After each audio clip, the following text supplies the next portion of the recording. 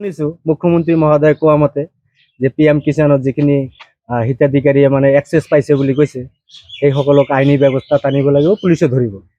কিন্তু ইয়াত আমি সম্পূৰ্ণভাৱে একমত নহওঁ কথাটোৰ ওপৰত, কিয়নো আজি আমাৰ সাধাৰণ গৰীব দুখীয়া কৃষকে সেইবোৰতো বুজি নাপায়।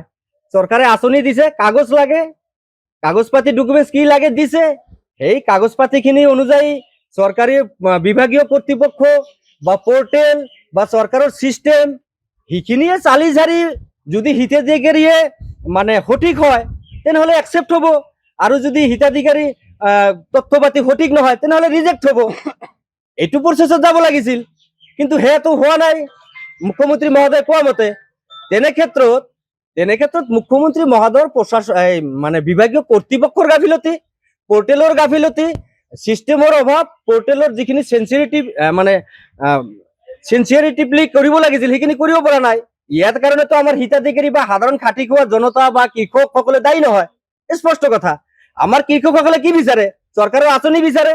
আঁচনি পালে আমি মানে উতলা হৈ যাওঁ, আমি আনন্দিত হৈ যাওঁ, আমি কাগজ পাতি য'তে মতে য'ত দিব লাগে দিওঁ। দিয়াৰ পিছত চালি জাৰি দিয়াৰ দায়িত্ব হ'ল বিভাগীয় কৰ্তৃপক্ষ, চৰকাৰ পক্ষৰ চিষ্টেমৰ বেপাৰ। এইটো মুঠতে চিষ্টেমৰ গাফিলতি, ইয়াৰ কাৰণে আমি দায়ভাৰ নলওঁ। আৰু আমাৰ কৃষকে যিখিনি পাইছে, দুখীয়া দৰিদ্ৰ কৃষক, এখেতসকলে পইচা ক'ৰ পৰা ঘূৰাই দিব? ৰাজভঁৰালৰ আঁচনি দিওঁতে অবাধে দিছে। ইয়াৰ কাৰণেতো আমি হিতাধিকাৰী জগৰীয়া নহয়, আমাৰ গৰীব দুখীয়া কৃষকসকলে জগৰীয়া নহওঁ বুলি আমি স্পষ্ট ঘোষণা কৰিছো। আমি ক'ৰ পৰা ঘূৰাই দিম? আমাৰ জনগণে ক'ৰ পৰা ঘূৰাই দিব? সদৌ অসম মিঞা মঞ্চ জনগণৰ ভিতৰে আছে, উন্নয়নৰ লগত আছে, আমি উন্নয়ন বিচাৰো। যদি চৰকাৰৰ চিষ্টেমত ক'ৰবাত ভুল আছে সেইখিনি জল পট হ'ব লাগে, আৰু সেইখিনি কাৰেকশ্যন কৰিব লাগে, ঠিক কৰিব লাগে। কৰ্তব্যত গাফিলতি বিভাগীয় কৰ্তৃপক্ষৰ, CEO BDO বা ডেভেলপমেণ্ট ব্লকৰ ডেভেলপমেণ্ট যিটো আমাৰ বিভাগ আছে সেই বিভাগে জগৰীয়া হ'ব, কৃষি বিভাগে জগৰীয়া হ'ব। আমি ৰাইজে জগৰীয়া নহয়। এতিয়া জবৰদস্তি যদি আমাক আইনৰ আওতাত আনে আমাৰ গৰীব দুখীয়া হিতাধিকাৰীসকলক, তেনেহ'লে আমি থানালৈ আমাক মাতিব নালাগে, আমি জেল ভৰো আন্দোলনে কৰি দিম। আমি সকলো কৃষকসকলে জেলত সোমাই যাম, আৰু হয় নহয় কথাটো? সোমাই যাম, বহাই খুৱাব, আমাৰ ল'ৰা ছোৱালী পোহপাল দিব। এইটো আমাৰ বিশেষ দাবী মুখ্যমন্ত্ৰী মহোদয়ৰ ওচৰত সদৌ অসম মিঞা মঞ্চৰ ফালৰ পৰা। জাতীয় স্বাৰ্থত অসমৰ বুকুত যিকেইটা আঁচনি দিছে, আঁচনি কেইটাত বহুত খেলি মেলি আছে, সকলোৱে গম পাইছে। সেই আঁচনিৰ খেলি মেলিবোৰ হৈছে একমাত্ৰ বিভাগীয় কৰ্তৃপক্ষৰ গাফিলতি, ক্ষমতাৰ সঠিক ব্যৱহাৰ কৰা নাই। সিহঁতে বহি কেৱল চৰকাৰৰ পইচাবিলাক চেলাৰী খাই আছে। পোৰ্টেল এটাও ঠিক কৰিব পৰা নাই। এটা পোৰ্টেলত ধৰিব পৰা হ'ব লাগিছিল। নথি পত্ৰবোৰ যেতিয়া এপ্লিকেণ্ট হৈছে জনগণে, হিতাধিকাৰী পোৰ্টেলে ৰিজেক্ট কৰিব লাগিছিল, কিন্তু কৰাটো নাই। চিষ্টেমৰ কমজুৰি। কাক দায়ী কৰিব বিচাৰে? দায়ী গোটেই চৰকাৰ ব্যৱস্থা, বিভাগীয় ব্যৱস্থা, বিভাগীয় ব্যৱস্থাই দায়ী, কৰ্তৃপক্ষই দায়ী। আমি জনগণ সাধাৰণ কৃষক ইয়াৰ বাবে একেবাৰেই জগৰীয়া নহওঁ, আৰু আমি ইয়াত সম্পূৰ্ণভাৱে বিৰোধ কৰিছো। মুখ্যমন্ত্ৰী মহোদয়ে আমাৰ পুনৰ বিবেচনা কৰিব লাগে কথাটোত। আমাৰ খাটি খোৱা দুখীয়া দৰিদ্ৰ যি পাইছে, ইয়াৰ ওপৰত আৰু মানে বেগ কৰাৰ প্ৰশ্নই নাই।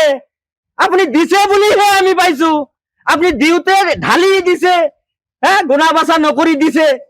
ইয়াত আমি কেনেকৈ দায়ী হ'ম কওকচোন আপোনালোকে? অসমবাসী ৰাইজে বিবেচনা কৰিব। আৰু মুখ্যমন্ত্ৰী মহোদয় এজন ডাইনেমিক CM, তেখেতেতো সকলো বিষয়ে জল পট বুজিয়ে পায়। গতিকে গোটেই বিষয়টোৰ ওপৰত মুখ্যমন্ত্ৰী মহোদয়ে হস্তক্ষেপ কৰিব লাগে আৰু সুস্থ এটা সিদ্ধান্ত ল'ব লাগে। আৰু আমি মাফ কৰাৰ কথা নকওঁ যে আমাক মাফ কৰি দিব লাগে।